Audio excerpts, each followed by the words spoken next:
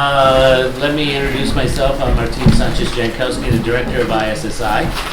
And before we begin, I do my customary reminders that for all of you to check your phones at the moment. And now's the time to go through, purses and man purses and everything else to secure your phones and make sure they're on silent. In addition, I want to announce the next event coming up at ISSI. There will be a panel discussion on a newly published edited volume entitled International Scholarships in Higher Education, Pathways to Social Change, which is co-edited by ISSI senior researcher Robin Marsh. The book presents the latest research on international scholarships and development, and the event will take place on November the 15th in 223 Moses Hall from 4 to 5:30, and that will be followed by a reception. As you all know, the speaker will address us for about 45 minutes, and then after completion of that, we'll be open to questions. It's my pleasure to introduce our speaker today, who is Dr. Mantini-Briggs. She's a visiting scholar in the Department of Anthropology here at UC Berkeley. She received her MD degree from the University of Carabobo in Caracol, Venezuela, and a master's in public health and a certificate in health education from Johns Hopkins University. She's the recipient of numerous awards and fellowships, including the 2004 Bryce World Book Award for a book entitled Stories in the Time of Cholera, Racial Profiling During a Medical Nightmare, and she shared this award with her husband Charles Briggs, who is also an anthropologist. Today she'll give a talk which is entitled Chronic Cultural Impossibility, Ideologies that Undermine Health as a Fundamental Social Right. Please join me in welcoming Dr. Mantini-Briggs.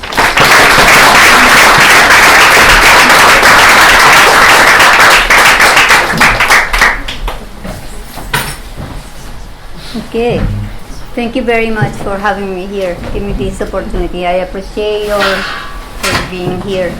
And I will ask you, bear with me with my English because it's really not my forte. That's why I have a slide that will be long at the first view, but what I want is that you really get what I wanted to explain. And then I apologize in advance. The other thing that I wanted to say is this is a work that has been in collaboration from the beginning. In 1993, in 1992 I began. Well, sorry, I have to go far. I am older, but but when I began to work as a physician, after being practicing, I met Charles Briggs in the jungle. Okay, I'm not going to talk about our relationship, but because of that, we create this team work that have been productive until now. And most of the things that you will see there are sharing issues in our book and our presentation. Okay, let's begin. This is the Delta Amacuro state. It will be familiar because if you are familiar with our work. And Delta Amacuro state is seen as a sort of paradise. When Christopher Columbus get to there, when they visit for the first time Latin America, he said that this is a paradise. It's something that is really beautiful. It's nothing beautiful but to see how the fog is rising in the morning and the howling monkey, and I just wanted to give you this flavor of being over there. It's so beautiful. And many people begin to say this is culture, the culture of the Indian who lived here. That is the Warao people, 40,000 of them. And like I said, it's a beautiful landscape. This is people from the Delta, you know, colorful, cheerful, you know, all the stereotype of the goodness. They are holistic. They are, you know, the supreme peaceful of the world. I'm exaggerating a little bit, but more or less this is the conception of the people that are grounded with the nature. This picture, nevertheless, was taken for BP when they were to explore oil in the area. But this is part of the... Okay, after all of that, cholera arrived in Latin America and arrived in Peru in 1991. You know, and 10 months after arriving in Peru, Venezuelan government have the possibility. Notice that I am not reading. If you don't understand, you refer to the slide. But I try to explain, convey my ideas across to you, you know. And in those 10 months that cholera appeared in Peru and were spread in all Latin America, Venezuelan people were preparing themselves, you know, for when cholera arrived to the country. Well, they begin to impose this kind of ideology and practice of social inequality, particularly ways of perceiving and relating persons in terms of their ability to internalize hygiene, you know, because cholera wasn't a trace of the backward anti-hygiene people, and they begin to create, okay, if we cannot have cholera. By that time Venezuela wasn't the top of the country, was good economically, and it was impossible supposedly. Nevertheless, from the Ministry of Health of that time, you know, people begin to say, well, if we won't get cholera, but if we get cholera, it will be because of the poor people, and it will be because of those indigenous. Okay, cholera arrived to Delta Amacuro, arrived to Venezuela in December 1991, and then in August 1992 got to the Delta. Are you okay? Okay. Please tell me when you don't understand. I will accept that and ask for your help. Okay? Well, 3 days after the cholera outbreak in El Delta began, they begin to say, officials begin to create this special answer of why it get there. Well, they said that it was because of people collect crabs in the river and they eat it, and that was the sources, that was the culprit. Well, a day after that, 19 more people got sick from cholera, and they also, and 2 people were dead, and then they said, well, it's the crab. What's the crab that makes sick the people? The only thing was, with this really nice hypothesis, was that one, they never went to the Delta before that hypothesis was created in that moment, and second, they ruled out another possibilities, like the state Delta Amacuro was surrounded by a state that already have cholera, and someone can go there and contaminate everything. They just culprit the crabs, and by elevation, indigenous people were culprit because they are the one who collected that. Okay. Well, that has problem in the press too, and the only Warao doctor by that time said that this is an ancient tradition. You know, even you people eat the crab, never have cholera. Well, stay there. But this already stereotype that was created, well, continued and appeared in the newspaper as no more paradise. This is the picture of those 30 indigenous, dogs, everything there. But what they didn't explain in this picture that were national publicized was that this woman flee from the Delta in search of life because they didn't have anyone to help them, and she was a refugee from the cholera outbreak in the capital of Delta Amacuro state.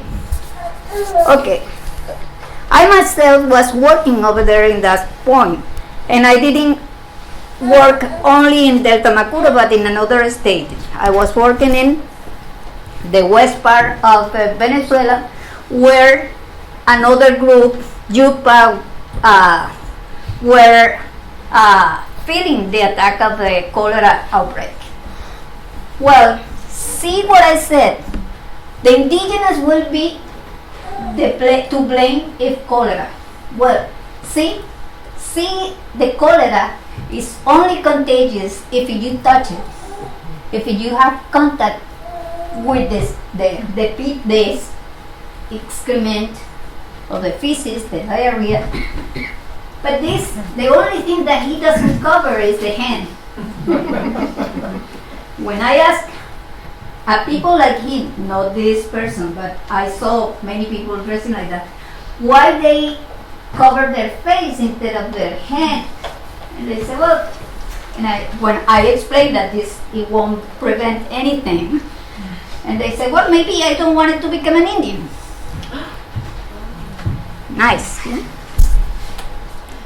This source of inspiration get viral, and then doctors with very, very good intention try to help indigenous to understand the dangers of cholera, and they had to do health education. How they did it? Here. Don't defecate in the floor. You see the picture of the Warao people that I show you.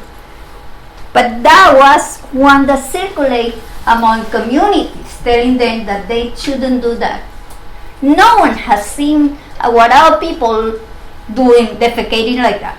But it was in the mind of the doctors that did that. And I know personally these people. Okay. Another was this comparison, doctor advising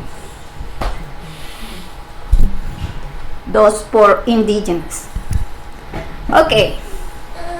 Health practitioner embrace framework in critical races scholar Denise Silva,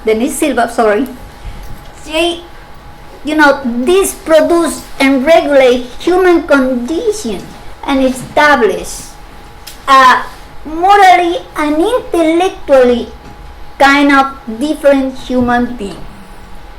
All of this stereotype already was constraining what Denise Silva said.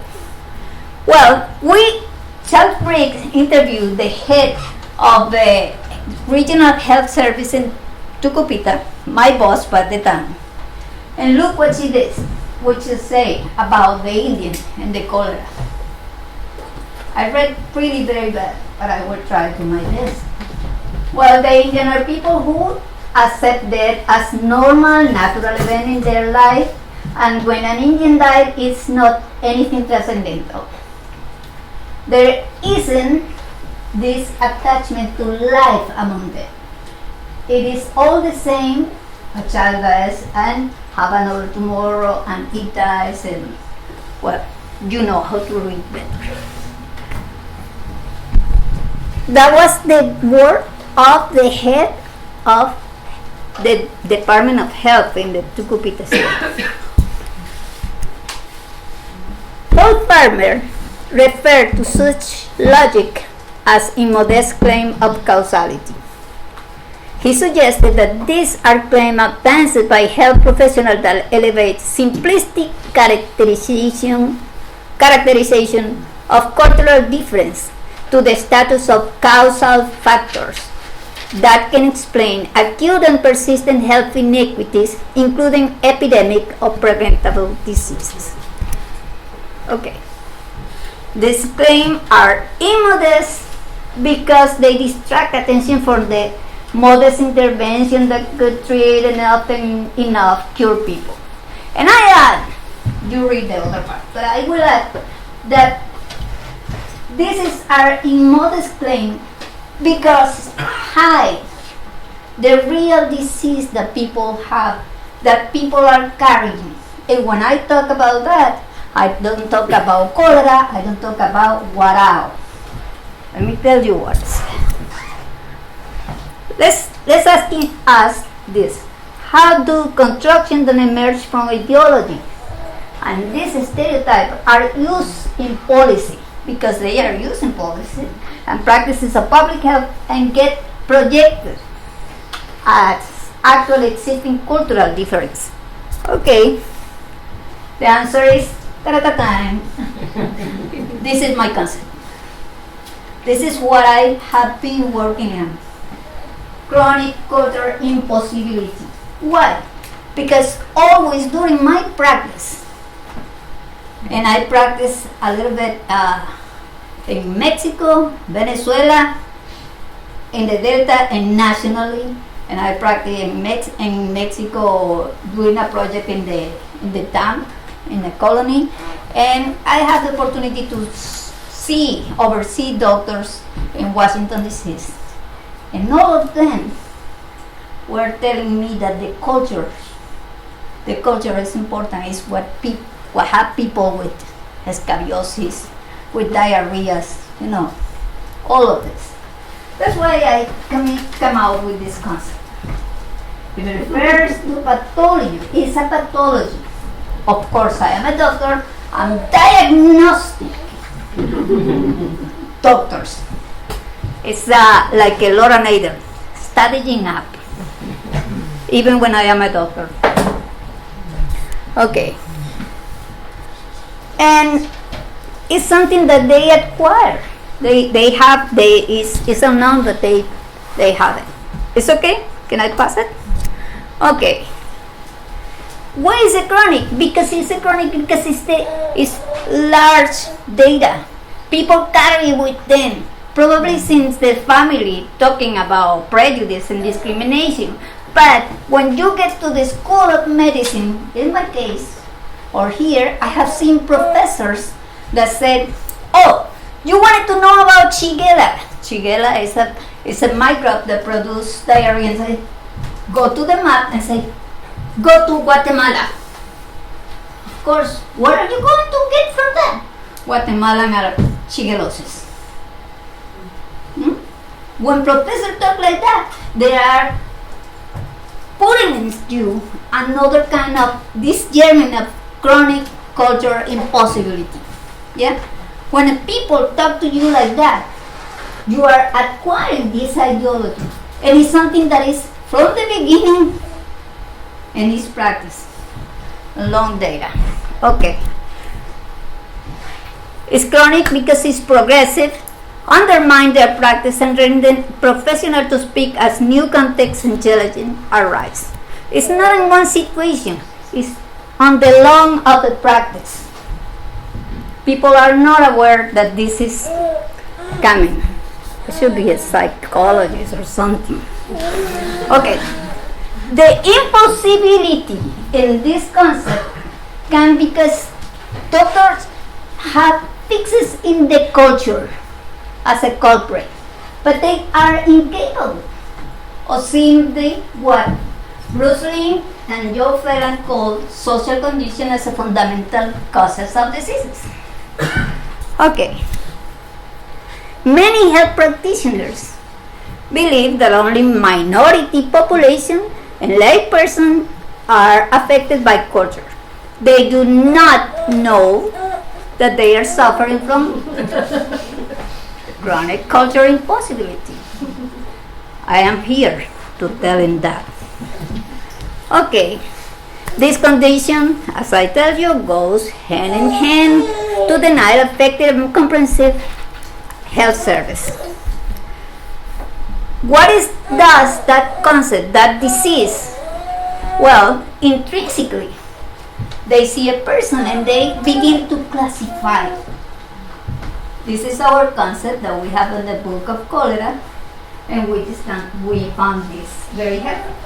On sanitary subject, those one that doesn't go to the doctor, go to the shaman wood, or sanitary cities, individuals that are fixed, that they are running every day. I try to be, but I cannot do it. Okay. Sometimes I get less lazy, I cannot walk every day. Well, that's the difference. Oh, did I did something? Okay. Health practitioners suffering from chronic cultural impossibility relegate their racialized minority patient to the status of insanitary subject. This affects people access to political, social, civil dimension of citizenship and healthcare itself. Thus, chronic cultural impossibility could be understood as consequences of the training and education of health professionals. Not only then, as you may know, but let's stick to this. Does chronic cultural impossibility are exclusively affecting health professionals? I will let that answer for you. It's only Venezuelan. I don't think we are so special. Okay. In fact, see what the Institute of Medicine in his unequal treatment confronting racial and ethnic disparity in healthcare said. They report here in the United States that between white, black, and Latinos, the Latinos and black cut down. If it's all of them have, the same insurance, the same everything, and have a diabetic food infected, well, guess what? Latino and African American will get the food cut. That means that when those people, my people, doctors, see a patient like that, say, oh God, I will act in favor of that. I know that this person won't take care of them. I have to do it. And this is the main way of thinking. I have to save life. I can wait till these people get worse and worse because they don't take care of themselves. That's the logic. Are you with me? Are you getting everything that I said? I'm afraid that you won't. Be careful. Okay, this is another story here. It's in Arizona. Well, it was in 1993, but does not mean that it's not happened today. In this moment, it was an epidemic. It was a death. They didn't know. They called CDC and other institutions. And guess what? The first thing was to see why Navajo people were dying. And I don't say it here, but many doctors went to the community and began to open cabinets to see if they have food, if they are clean, Well, ended up being hantavirus and kill most. But first, they got this Navajo flu or Navajo epidemic. And those are stigma that stay with the people, are created, are publicized, and stay. Because of, come on, tell me, chronic cultural impossibility. Yeah? Health practitioners and other professionals often weaken their contribution to understanding diseases by making immodest claim of causality regarding the distribution and infection disease. This construction of race and culture is binary. It's a binary that perpetuates health problems in minority racialized groups. Okay. Now the fun part. I will illustrate what I say in two cases from Delta Amacuro state. One case is Wakahara de Orqueta, and the other is Mucoboina. Both of them in Delta Amacuro state, one in the municipality of Tucupita and the other in the municipality of Antonio Diaz. Okay, Wakahara de Orqueta. We can locate it here. This is Orqueta. It will be somewhere here. You go Baupo. And we have this man. He was young at the time, and me too. And what happened is, this man was a nurse in Wakahara de Orqueta. He didn't have anything. He went to the regional health service and asked the nurse director, I need help. There are many people dying, and I need gasoline. I need medicine. I need everything. I cannot continue with this. The nurse looked at him again, and then say, well, should I believe you or not? Maybe this is gasoline for you or not. Okay. The bottom line, I was there. I ended up going with a team of an anthropologist. See, I love anthropologists before knowing him.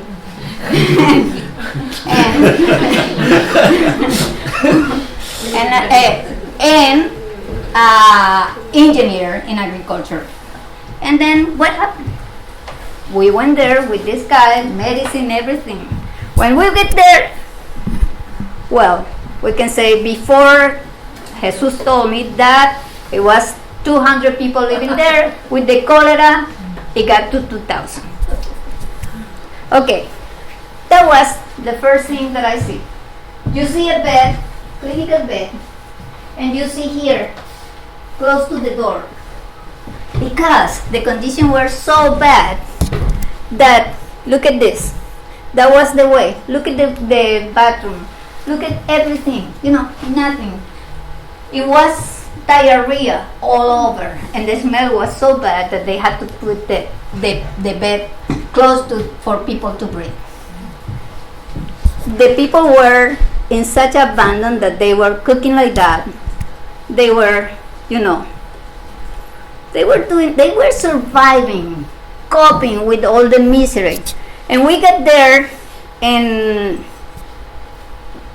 I have this picture where it's me when I was young. Please don't get scared.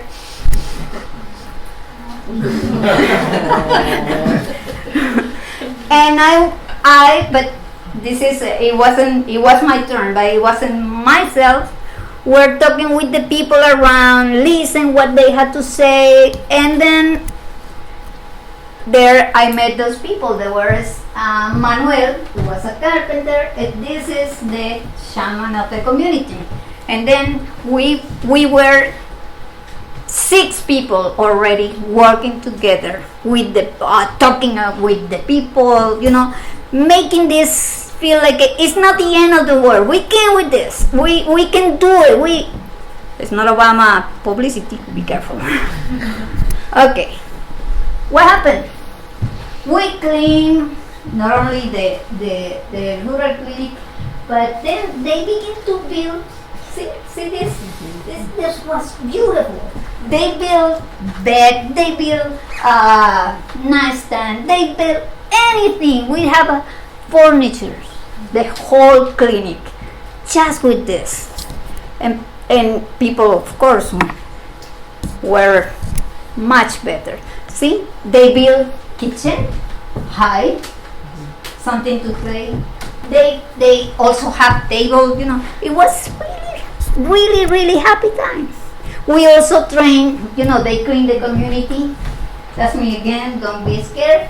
And those are the people that we prepare because we need help with, 2,000 patients. We need help. We need to.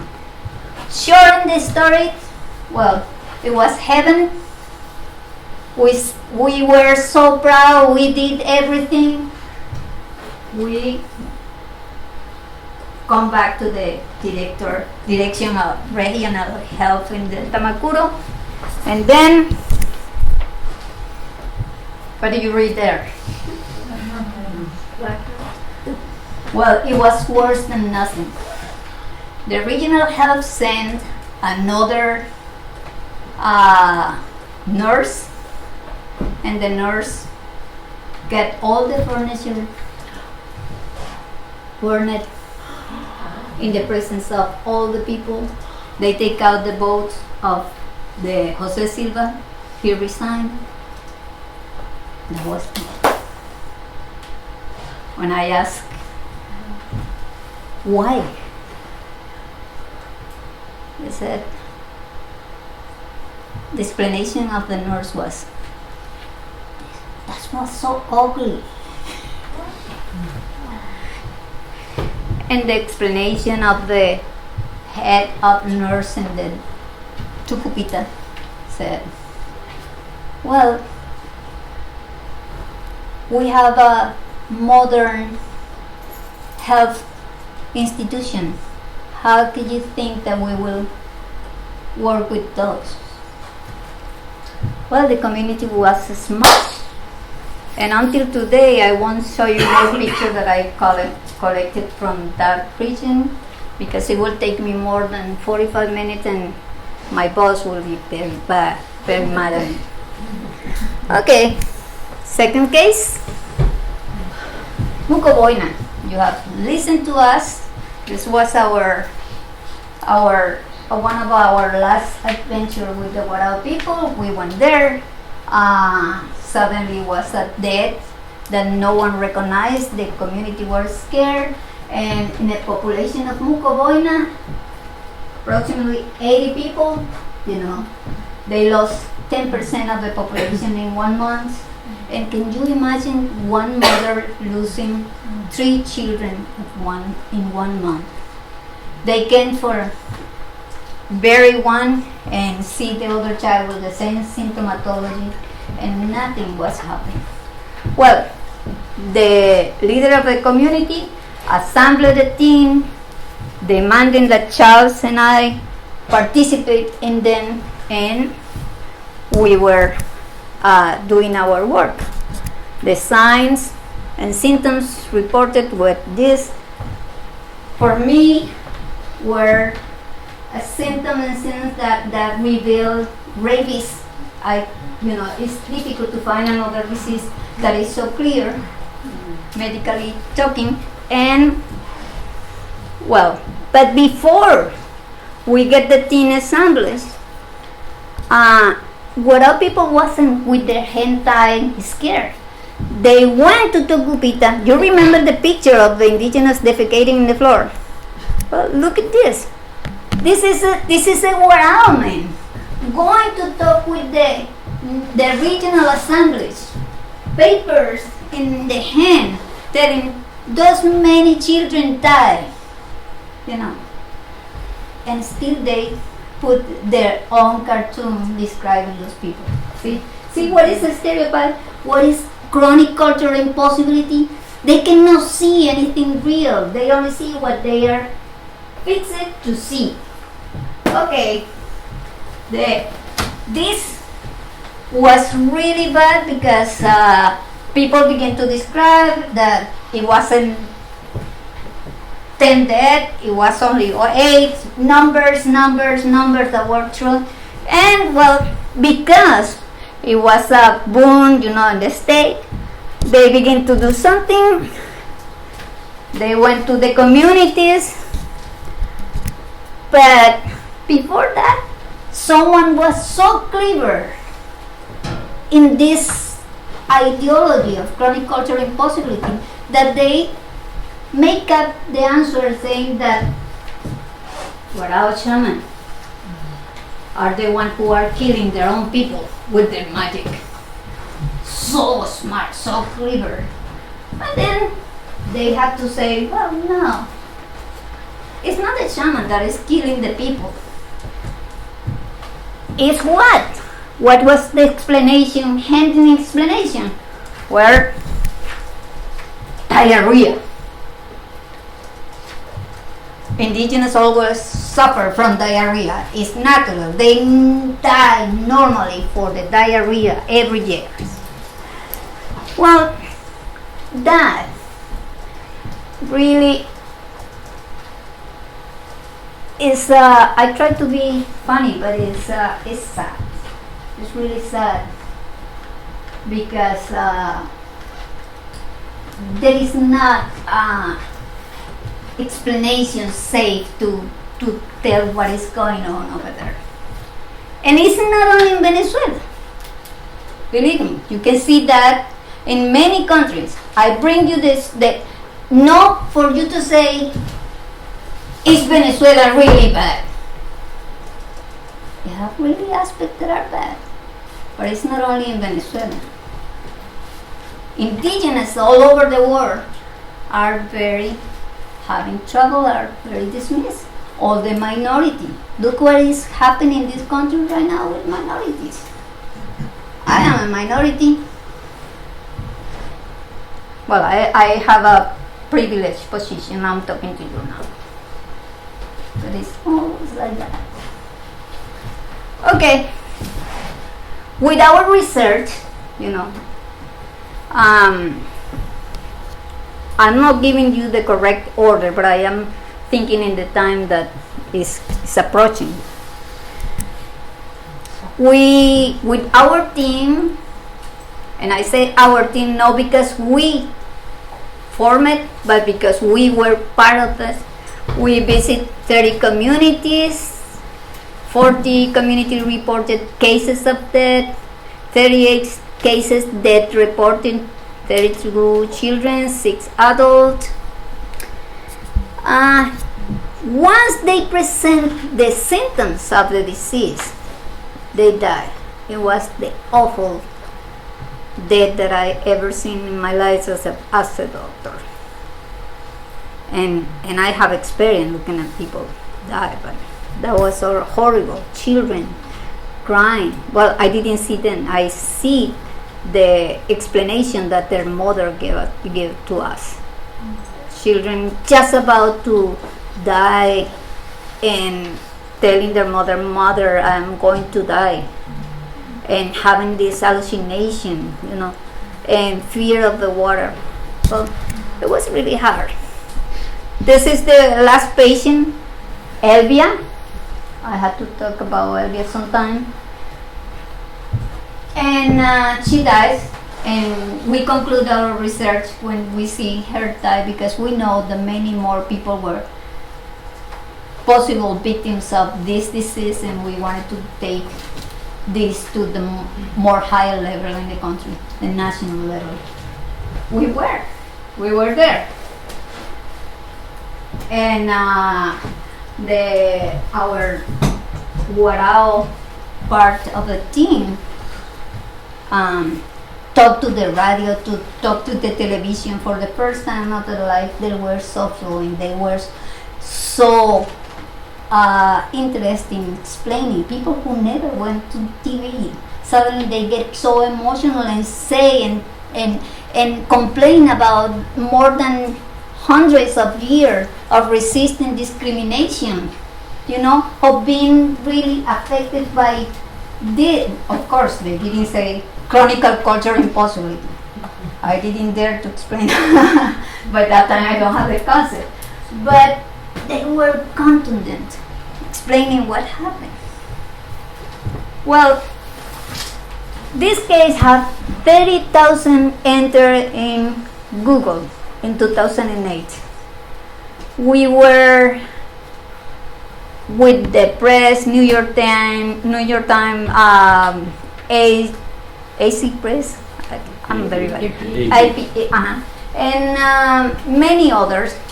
People from BBC accompany us to the Delta and did the report of this disease and everything. And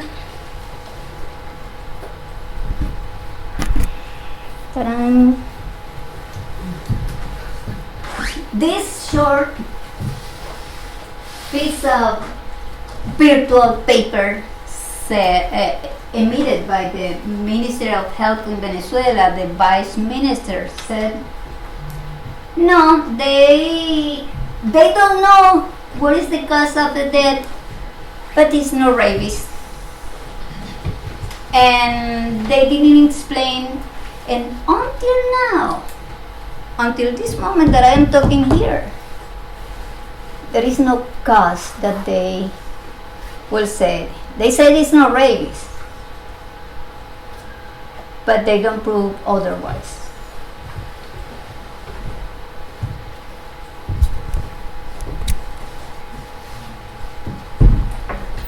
Chronic cultural impossibility, naturalized definition of illness by projecting health condition as produced by cultural difference. It accordingly blame people classified as member of racialized minority group for deplorable health condition associated with the structural factors. I have another slide, but I think I will let it there for you to read. And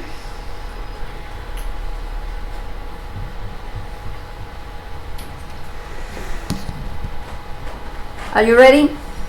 Okay. And this is part of the thing when they were, taking the cases to the Ministry of Health. And thank you. Thank you.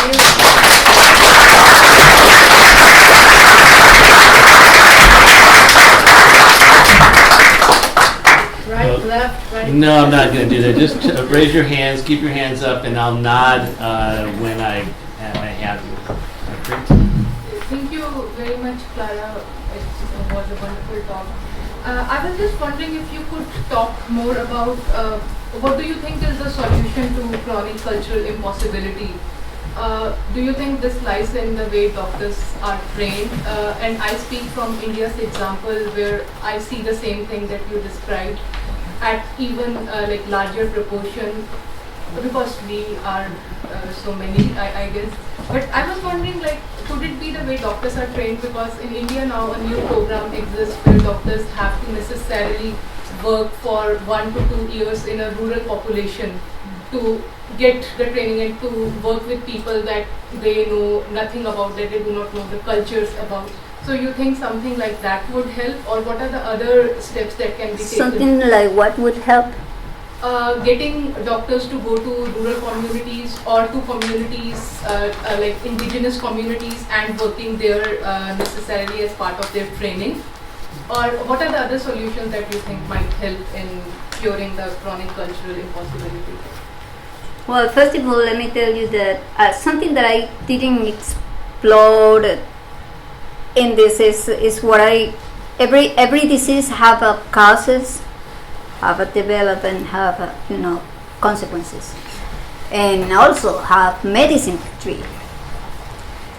When I think in causes, I think in colonialism. I didn't say that, but I think if the doctors, when get up in the scale, repeating, this different, they become an agent of colonialism, and they transmit it because, economically, they need to justify what they do, and they are attached, like I said, when they are receiving, or when we, doctor, are receiving our instruction, our education, well, we are preparing in this kind of colonialism and to be agent of colonialism. Now, what you ask is very interesting, and most of the time is the sources of solution that people give. What we need is more doctors going there. It is difficult. Of course, if you have more than 1,000 people for doctor, you need more doctor because first thing will be exhausted. But I don't think really this is the solution. The solution begin in our universities. Begin for trying to, make people conscious about this reality, about this disease that is taking over their own feeling and desire for making better situation for those community. I don't think the numbers will give good result. Don't take me wrong. It's always good to have a good doctor. And the majority of doctor, the Venezuelan doctor, and I including myself, I'm proud of being doctor because we are well trained in the technicalities of our profession. Now, what is the difference? The social aspect of the society that we don't pay too much attention. And this is crucial.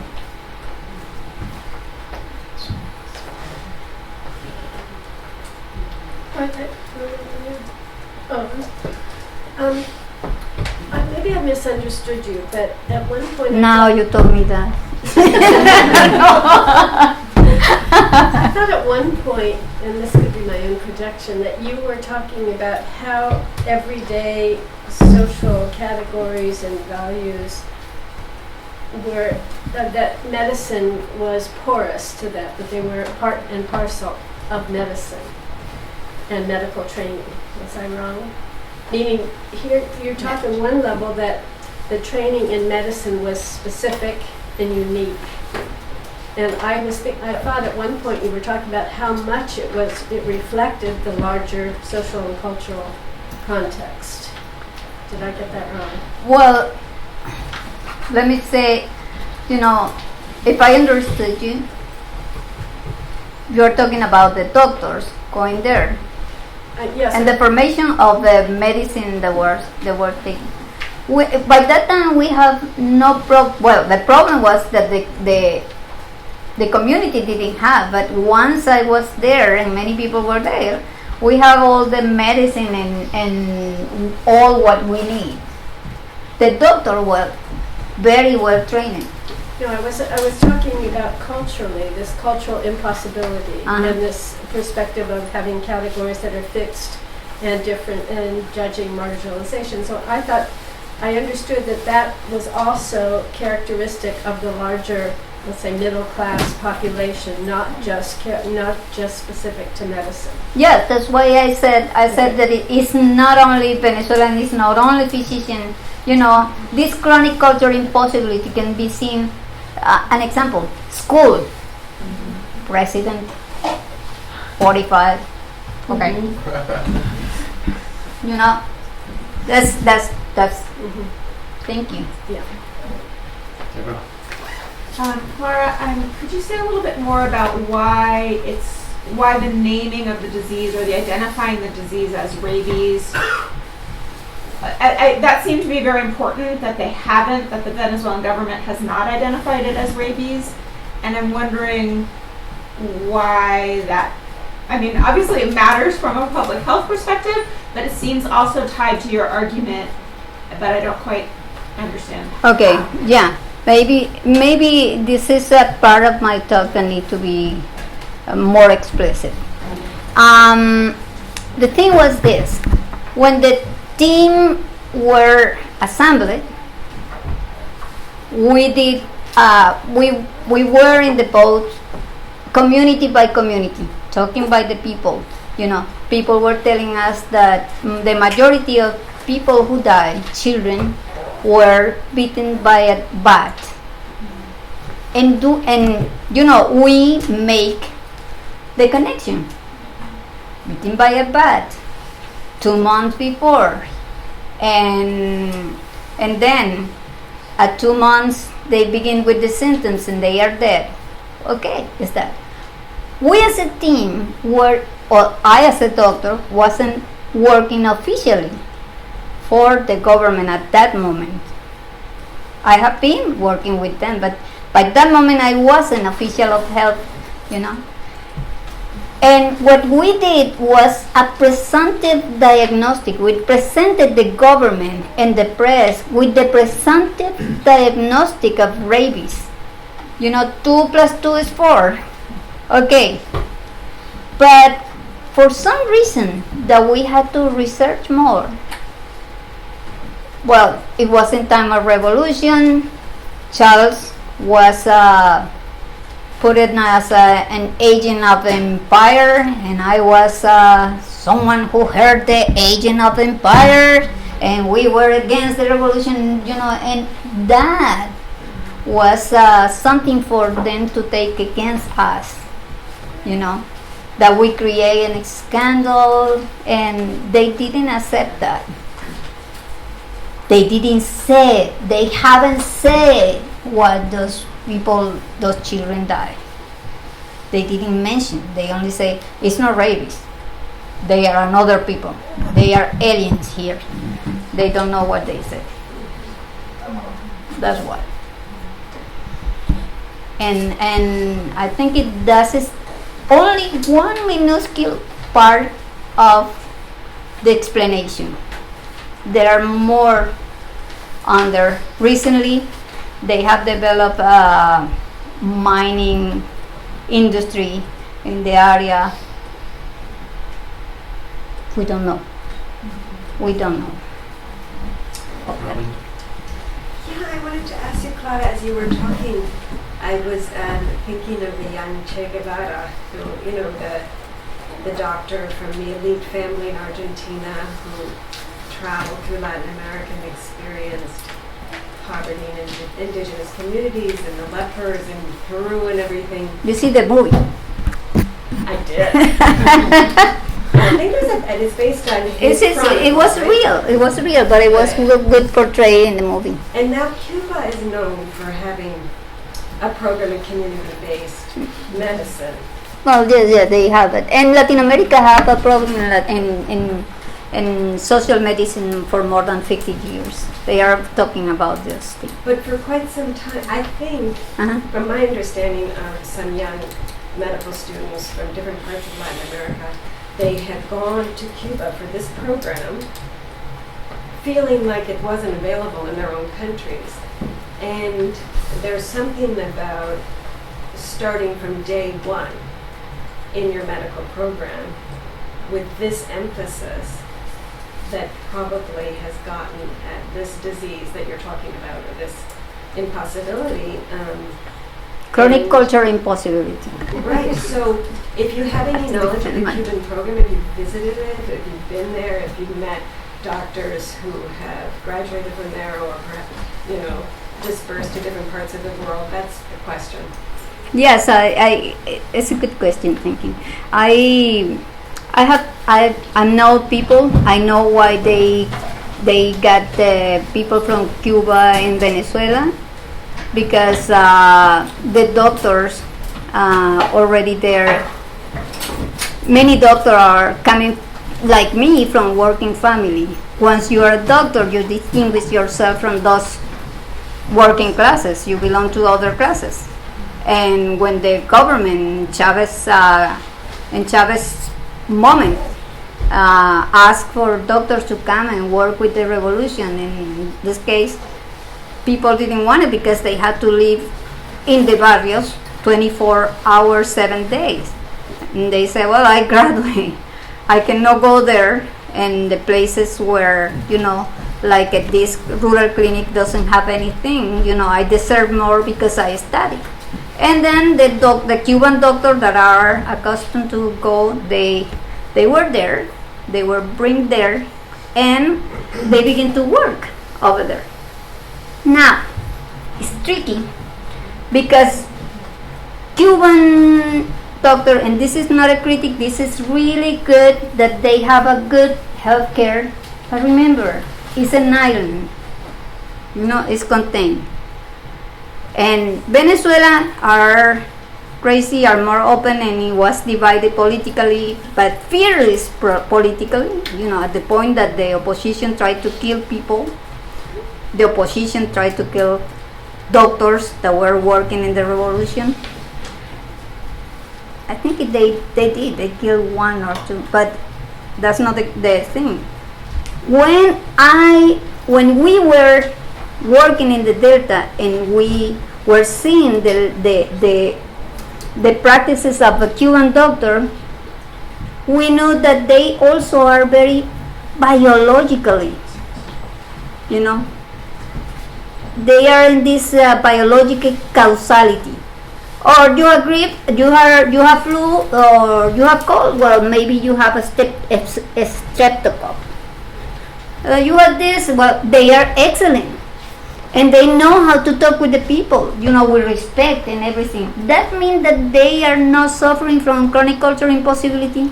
Once they are in the Delta, and they try to make people do what they said, and the distance and everything, they ended up talking about the culture too, the culture of those people. But it's not their fault. It's the people who bring them to the Delta said this is the way. They have previous description, and it's not easy. It's not an easy question. It's not an easy question what you do. There are people, they understand, they are more with the people, but still the same. In fact, Barrio Adentro, that was the program who bring them to the barrio that worked beautifully, didn't work in the Delta. Because it's another population with another belief.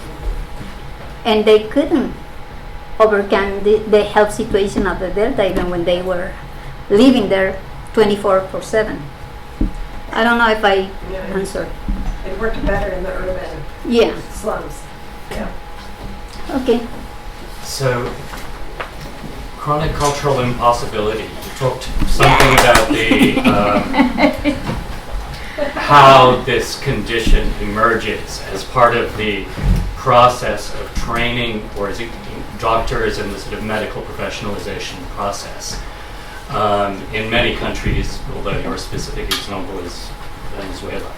I wanted to ask you about a couple of models of medical services delivery to the extreme poor that exist and continue to operate, both at this point on a world scale. One of them being, and of course the doctors who do both of these things are highly trained in traditional medicine and Western medicine. To what extent do you see chronic cultural impossibility operating in the work of Médecins Sans Frontières or Doctors Without Borders, or in the Partners in Health project that Paul Farmer and friends developed? Or are they kind of interventions that work against this concept? I attach myself to the First Amendment. I won't talk. No, well, that's a very, very difficult thing to do, because are they doing something good there? Mm-hmm. Yes.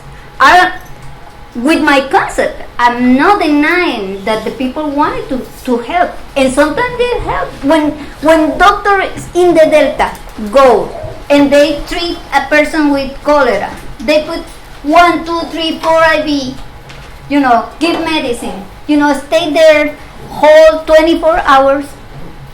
Are they bad? They are fine, I cannot talk, I haven't seen Medicine Sans Frontières. I admire their work. All farmers the same.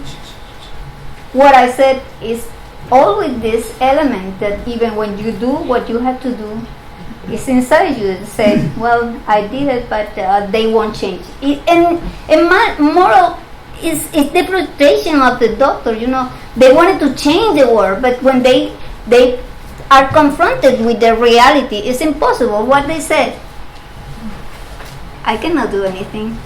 It's their problem, it's their culture. I don't know. You understand? Yes. Yes. No. Yes. Thank you for this fascinating talk. Thank you. I'm wondering, it seems to me that chronic cultural impossibilities can be an effective tool for the government to disregard any sort of responsibility to the people. And I wonder if you can speak just a little bit about the relationship between the government and the indigenous people.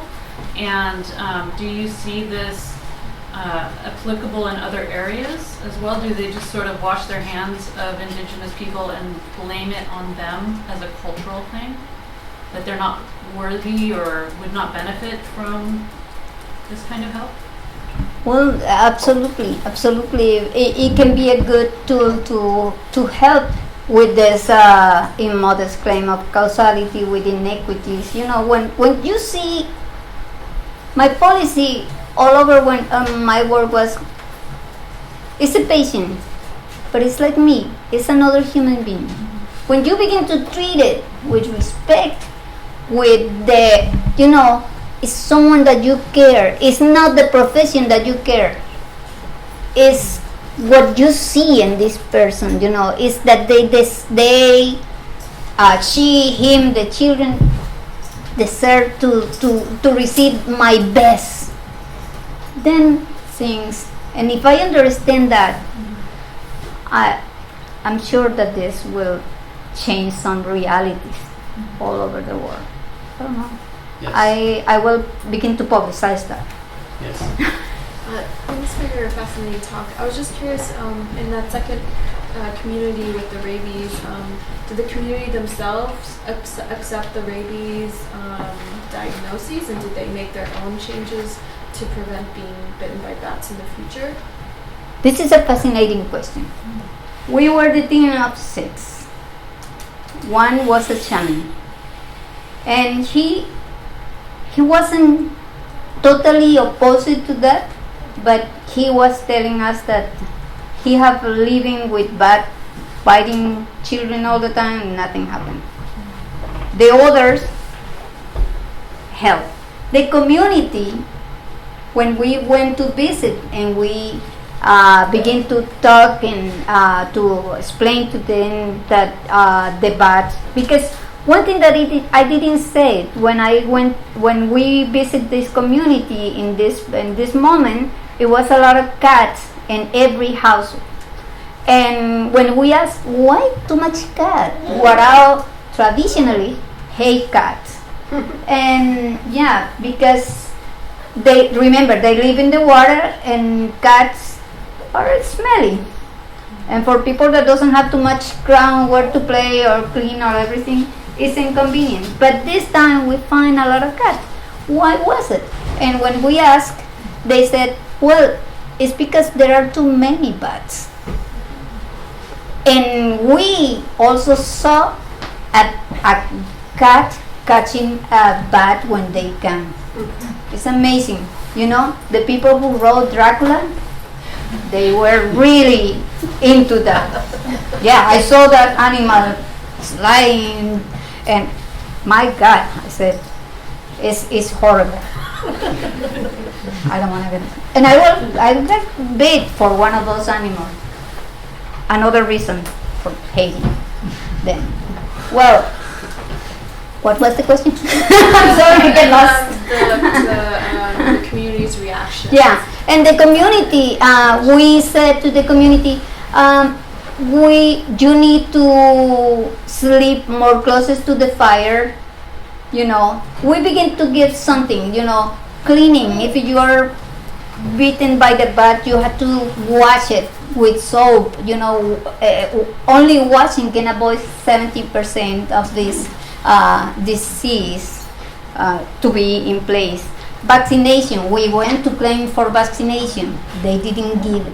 We proposed with the head of rabies control in the CDC that we're trying to get rabies as one of the vaccine obligatory for those people.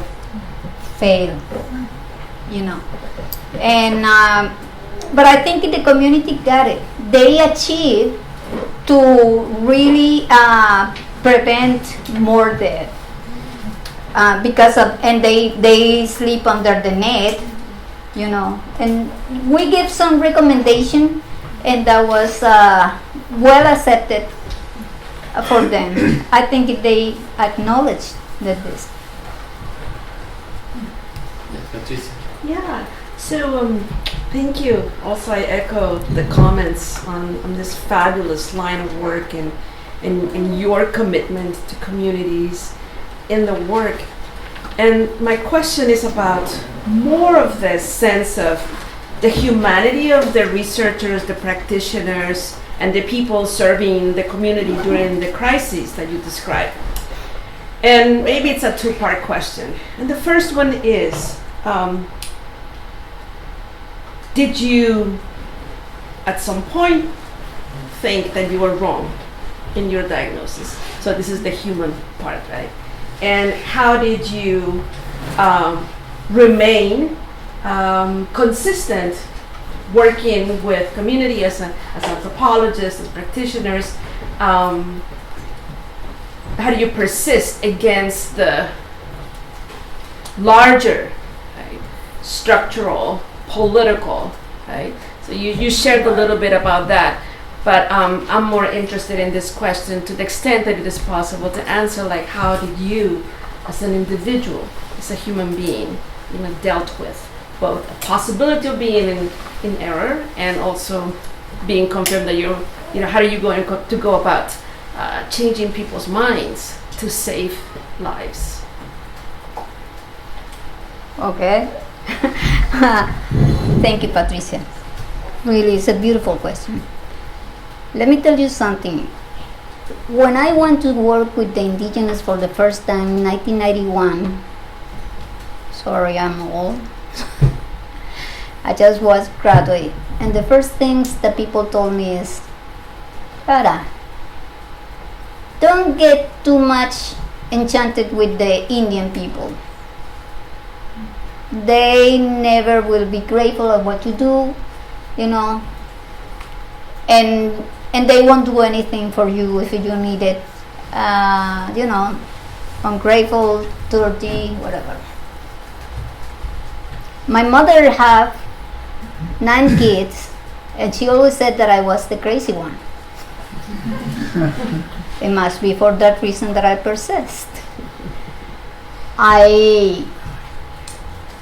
Well, like I said, my own philosophy is to see people in each phase, in each thing.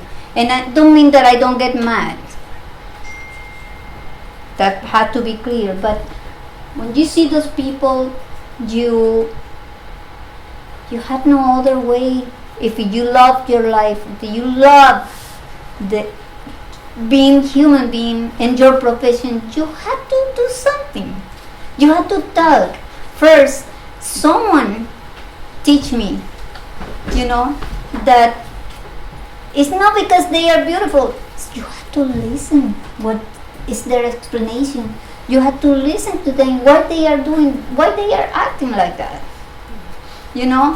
They told me that. And I always say that little anecdotic thing. Well, doctor got to the community and began to extract tooth and see and examine patient and give it a bag of medicine. Sorry, Martin, this is yours. Yes, it is. I'm sorry.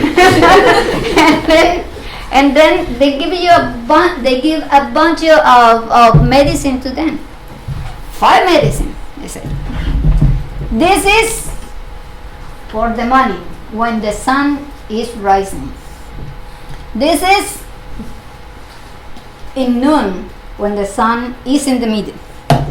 And this is when the sun got down. You have to take it 3 times a day. The indigenous were throwing the medication. And that my colleagues were referring as it's their culture. They don't know what they are doing. They don't know how to appreciate, follow through with indication, whatever. And one of the things was interesting because when you ask what is, they say, well, you know what? First of all, they give you a bag of medicine. We don't know after we left there, and we don't know which medicine is for which disease or symptoms. Yeah? The other thing is, what the hell does medicine have to see with the affluent of the sun and we don't know. This is another kind of magic that we don't know. They say, how can we take this? Maybe this will have poison, and there you discover, well, it's not that they are stupid. Because if I give you as a doctor a bag of medicine, 5 medicine that you don't know what they are for, are you going to take it? No. Well, tell me if the Warao are stupid. No, they are not. They simply say, well, okay. And it's part of the resistance. It's part of the resistance. Now, the other part of your question. After they deny this diagnostic, what are we doing? Well, we know. The Warao people, and I know because I am part of Warao too. I have blood Warao in my family. My grandmother was Warao. I didn't know that until I went to the Delta. But anyway, when you see, they suffer more than 500 years of fighting colonialism, discrimination, people, government who take advantage of them, and they had to cope with all of this. They had to resist, enduring, and continue life. They know who are their friends. In fact, when they choose us to help them to diagnose this epidemic, it wasn't, they say, okay, you come as an anthropology and you will be the doctor. Yes, they know that he's an anthropologist, Mantini-Briggs, and I, Clara Mantini, are doctor. But what does that mean? That means that we are with them. We know they are suffering and we really want to help. They are not stupid. They know who are helping them. That's it. Debbie? I had difficulty with this concept of Chronic cultural impossibility until you started talking some more. And I think that the word that I'm in trouble with is impossibility as opposed to hopelessness or something that you were talking about when you connect or when you listen. By listening, you offer and feel a sense of possibility for people. Is that? And that when you are so closed, as many of these doctors are, you feel and project a sense of impossibility. There's nothing to be done. Is that a correct interpretation? Well, maybe it's the way that you interpret that in the way that I put it, but what I wanted to say is, what I wanted to put this concept at front and for the people to do something, for give my contribution to the solution of a problem that I think is capital for the inequalities in the world. I think it's when people begin to talk about the culture of the other, they have this impossibility to see the real person, to see what is going on with the health. This is it's chronic because it's the large data, probably coming from their childhood. So when you see a woman that say to her white child, don't get together with this black. Well, there, and then become a doctor and everything, discrimination became naturalized, But then I wanted to say, Deborah, that this is it's not only that I am putting this up there. I want to honestly, and I believe that this could be a good contribution for help. I don't mean that will solution the problem, but it will be a contribution. No, That's not your question. Sorry. I think it's an excellent concept. I'm just trying to understand, and maybe I find that the terminology doesn't quite capture the important point that you're making. Oh my God, you are telling me that I have to change the word. You know how much I type. Well, okay, we'll try. I accept suggestions. Well, is it like the impossibility would be like into blindness? So it's like a chronic cultural blindness. They are blinded. Well, they are not blinded to the culture. Because of their own right? Yeah, they are not blind to the culture. Right. They put the culture at front. The They impossibility. put their own blinders on. The impossibility. Of what? The impossibility of what? The impossibility in the concept. The impossibility that I am diagnostic is the impossibility of seeing what is going on with the people. The seeing, the real disease, the social condition as a fundamental causes of diseases. They go to the Delta, they say they are dirty. Okay, they are dirty, but for their culture, no, because the government have been so neglecting that they don't provide potable drinking water. This is one thing that they are blind. They never see. They never call that important. The important thing is the Warao people don't clean themselves. Good. Charles? If I, as a mere layperson, had tried to master Dr. Mantini-Briggs' concept, I think the impossibility is projected on the other. So the other will never be able to participate effectively in biomedicine. Is that right? For whom is it impossible? Now we'll see if you can get mad or not.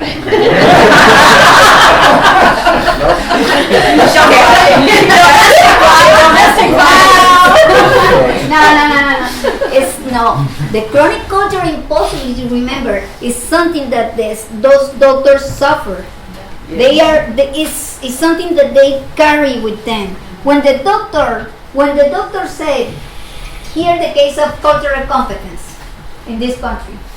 When doctors see a Mexican people, excuse me, Patricia, and they get to say, oh, what is my next patient? He's Mexican.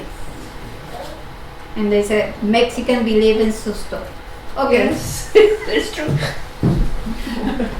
Mexican believe in susto. I don't have to do anything. It's the impossibility. From there, it's impossible to see other thing in the Mexican. They believe in susto. Huh? And that is the impossibility in my concept. That's why Mr. Briggs, you're wrong. Any other questions that I missed that I don't want to cut anybody off on? Well, please join me in thanking the.